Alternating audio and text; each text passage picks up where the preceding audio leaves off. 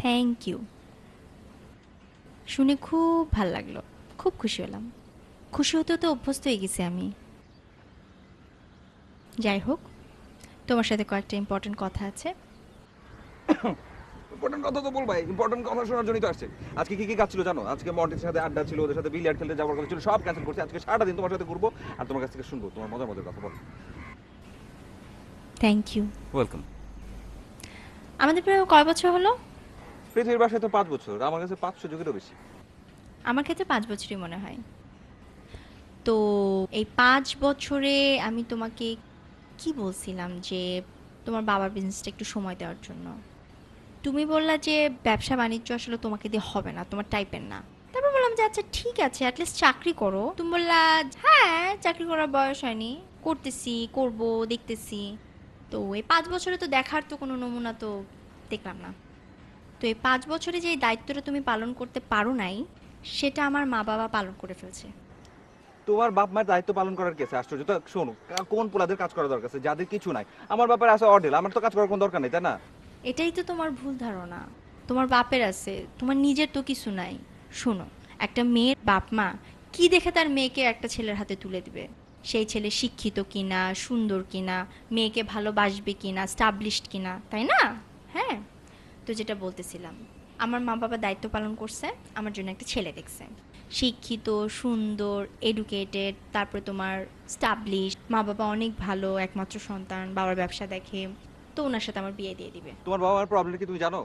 তোমার বাবা আমার সামনে এত সুন্দর একটা ছেলে ঘুরতেছে, তাকে চোখে লাগে না, তাদের তো চোখে আসলে প্রবলেম। আমার সাথে কি প্রবলেম আমি তো সেটা বুঝলাম না। আমাকে তুই অন্য পাত্র কি করে তারা খুঁজে, অন্য ছেলে কি করে খুঁজে, তাদের প্রবলেম, তাদেরকে ঠিক করতে বলো তুমি। মা বাবা তো, আমি তো কিছু বলতে পারবো না।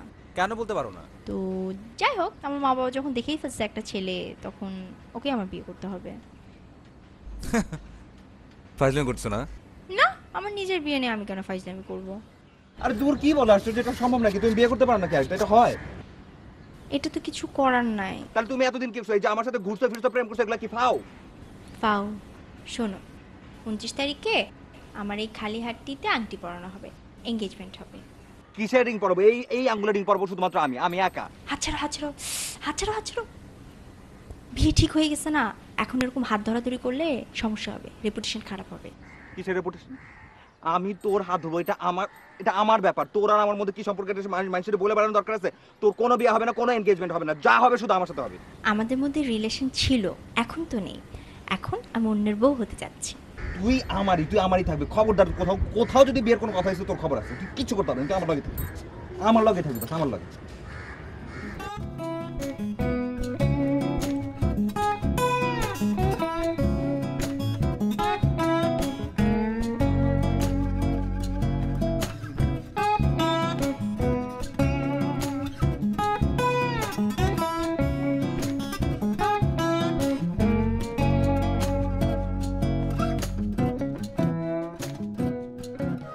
তুমি আমার দেখে ফোন করলা কেন?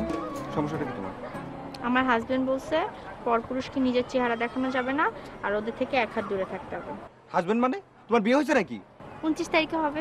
29 তারিখে? এখনো তো হয় নাই, হয়েছে? শোনো, তুমি কিন্তু আমার ভালো চেহারা দেখছো, খারাপ চেহারা কিন্তু এখনো দেখো নাই। তোমার যদি ওই পোলার সাথে বিয়ার কোনো ব্যাপার থাকে, তুমি কিন্তু বুঝতেছো না আমি কি করতে পারি। কি? আমি যদি চাই না ওই পোলার মানে ঠ্যাং ঠুং ভাঙা ল্যাংড়া বানাই দিব, সেই পোলার লগে তোমার বিয়ে হইব। বিয়ে করবা? তুমি তারপরে বিয়ে করবা? ল্যাংড়া লুলারে বিয়ে করবা? কানা করে দিব কিন্তু, চোখ চোখ কান ফোড়া করে দিব, সেটারও বিয়ে করবা তুমি? তাও করবা তুমি? আচ্ছা ঠিক আছে, যা তুই কর, যা যা। আসসালামু আলাইকুম।